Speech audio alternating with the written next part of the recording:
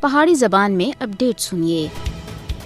مقبوضہ جموں کشمیر کے ہزارہ آزادی پسند کشمیری بھارت کی مختلف جیلوں اور عقوبت خانہ میں بند کیے گئے ہیں۔ انہوں کو انتقام کا نشانہ بنایا جا رہا ہے۔ بھارتی جیلوں میں کشمیری قیدیاں دی جان کے نال کھیڑیا جا رہا ہے۔ ان کو حق کی آواز بلند کرنے کی سزا دیتی جا رہی ہے۔ حریت کانفرنس کے سینئر رہنما شبیر احمد شاہ کو مکمل علاج نہ ہونے کی وجہ سے انہوں کی صحت بہت زیادہ خراب ہو چکی ہے۔ انہوں کے گھر والوں کو اس کی صحت کی خرابی کے اتنے سخت تشویش ہے۔